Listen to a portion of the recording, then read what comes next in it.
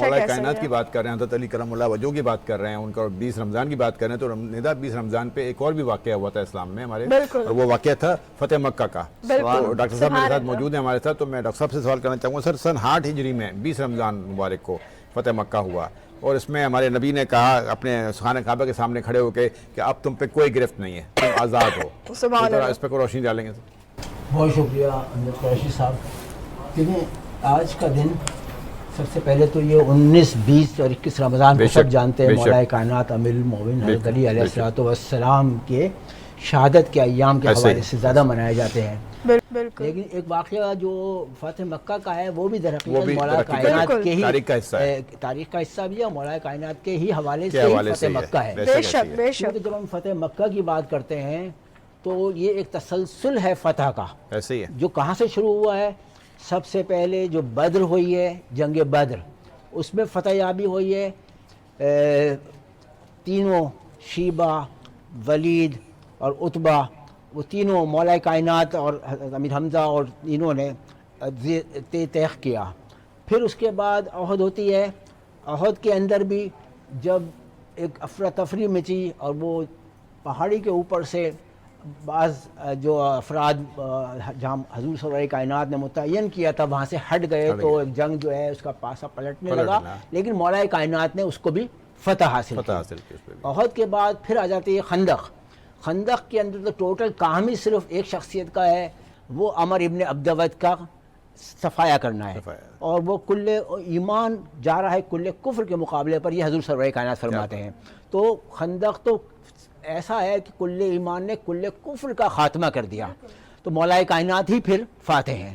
اب خندق کے بعد جو ایک بڑی لڑائی، آخری لڑائی ہے، وہ ہے خیبر۔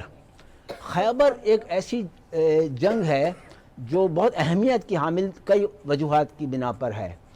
ایک تو یہ کہ حضور صلی اللہ علیہ کائنات کو پتہ چلتا ہے کہ یہودی جو ہیں خیبر کے، یہ خیبر مدینہ سے تقریباً 170 کلومیٹر کے فاصلے پر ہے، اور میں جا بھی چکا ہوں وہاں پر بھی۔ تو خیبر میں جمع ہو رہے تھے، جمع کیا وہ تو ان کا مرکز بھی تھا، کینٹونمنٹ بھی تھا، ان کا علاقہ بھی تھا، اطراف میں وہ باغ فدق وغیرہ بہت ساری چیزیں ان کی، اور بہت ان کے پاس دولت تھی۔ تو وہ تیاری یہ کر رہے تھے کہ مدینہ پر چڑھائی کریں اور مسلمانوں کو ختم کر دیں، نعوذ باللہ حضور صلی اللہ علیہ کائنات کو اور ان کے دین کو معاذ اللہ ختم کر دیں۔ تو اس طرح سے جب حضور کو یہ پتہ چلا تو اب یہ ضروری ہو گیا تھا کہ جواب دیا جائے۔ مولا کائنات امیر المومنین حضرت علی علیہ السلام، اب وجہ جو ظاہراً ہے وہ یہ ہے کہ آشوب چشم تھا، لیکن یہ سب مصلحت خداوندی ہوتی ہے جس کے حساب سے حضور صلی اللہ علیہ کائنات، انبیاء اکرام جو کچھ بھی کیا کرتے ہیں۔ تو آپ اصحاب اکرام کے ساتھ تشریف لے گئے خیبر، اور وہاں جا کر جو جنگ کا آغاز ہوا تو یہ جنگ 40 روز چلی ہے۔ 39 دن تک جو ہے وہ بڑا عجیب غریب قسم کی صورتحال رہی ہے۔ ظاہر ہے کہ وہاں پر خیبر کے جو نامچین لوگ تھے اس میں مرحب، انتر اور حارث، یہ 3 نام تھے، اور وہاں صورتحال یہ تھی کہ مرحب جو ہے سب سے زیادہ پاورفل پہلوان تھا، عرب کا بھی اور یہودیوں کا بھی اور خیبر کا بھی۔ اس جو قلعے میں، خیبر کے قلعے میں، وہ اوپر سے حارث دیکھتا تھا یا باہر آتا تھا تو وہ مرحب کی شبیہ کی حیثیت بن کر سامنے آتا تھا۔ تو لوگ کیا تھے کہ وہ اتنے زیادہ، ہمارے لوگ بھی ظاہر ہے کہ مسلمان میں بھی ایک چیز تھی کہ وہ پورے عرب کا جو ایک نظر میں تھی اور جو ہیبت تھی اس کی، وہ بھی، تو بہرحال وہ سلسلہ 39 دن تک جو چلتا رہا۔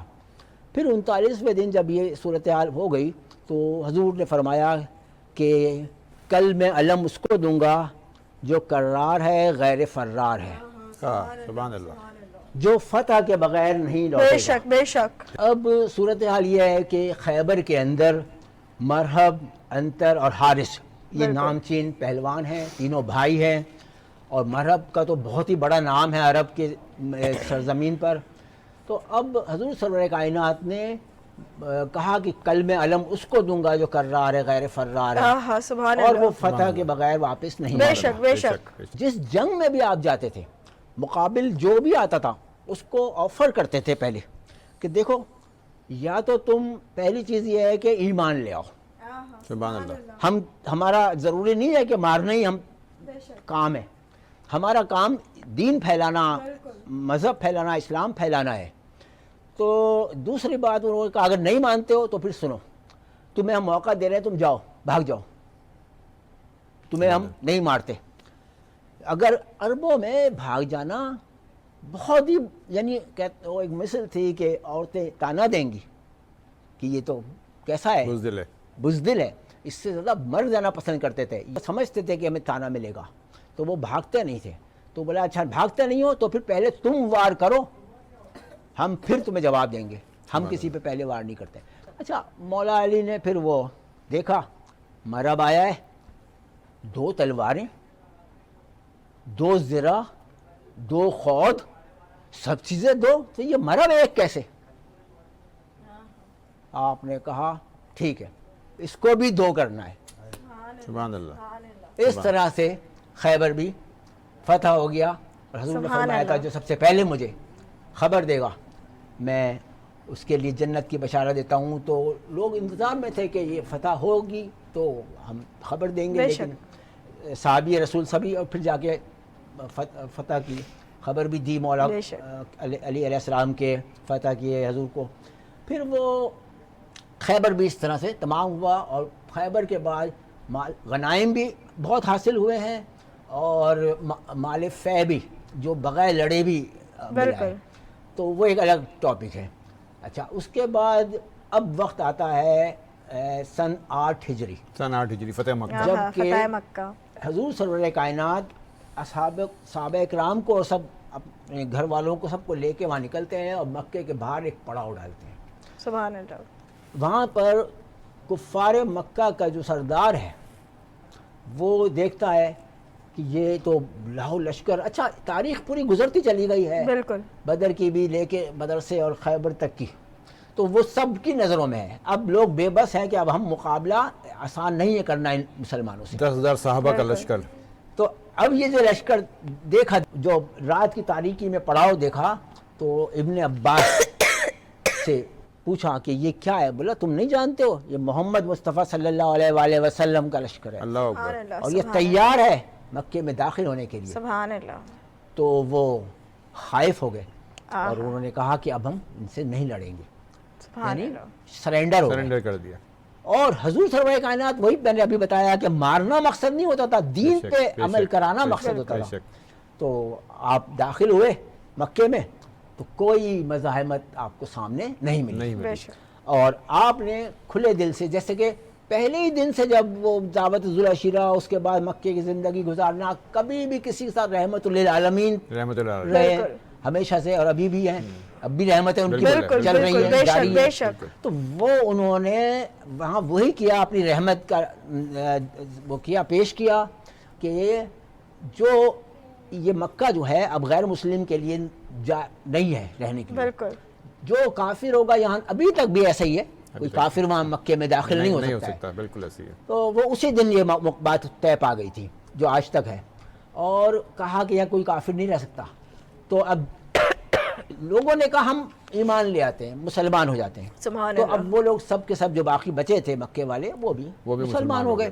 تو بات وہاں پر تمام ہو گئی. اب حضور سرور کائنات آگے بڑھے, مولا کائنات آپ کی بات سے یہیں پہ مجھے ایک سوال میرے ذہن میں آتا ہے کہ رسول اللہ صلی اللہ علیہ وسلم نے مکے کے لوگوں کو معاف کیوں کیا تھا؟ دیکھیے میں نے ابھی عرض کیا کہ آپ رحمت للعالمین, جب تک کہ کوئی سامنے سے ہتھیار نہ اٹھائے, اٹیک نہ کرے, وہی مولا علی نے 3 باتیں رکھی تھیں. اس وقت تک کسی کو مارنا مقصد ہی نہیں تھا, تو اس لیے مارا داڑ کے لیے نہیں آئی حضور صلی اللہ علیہ وسلم, انبیاء کرام اس لیے نہیں آئے. وہ تو جب سامنے سے کوئی حملہ آور ہو یا اس طرح کی صورت ہو تبھی وہ مقابلہ کیا یا مارا جاتا ہے. تو اس لیے آپ نے معاف کیا سب کو کہ بھئی ٹھیک ہے آج معاف کرتے ہیں, اب آج کے بعد سے نہیں کرنا کچھ ایسی بات غیر اسلامی, غیر ایمانی, تنبیہ کر کے معاف کر دیا, تنبیہ کر کے. اچھا اب وہاں سے آگے بڑھیں تو جو بت رکھے تھے لات, منات, حبل, عزا, ان کو اب گرانا تھا. سبحان اللہ, سبحان اللہ, روشنی ڈالی ہے اس پہ. ان کو گرانے کے لیے آپ نے کہا مولا علی کو کہ تم میرے کاندھے پہ مبارک پہ چڑھے چڑھو اور ان بتوں کو گراؤ. آہا مولا کائنات جب اوپر چڑھے ہیں تو مہر نبوت پر آپ کے دوش مبارک پر آپ آ گئے.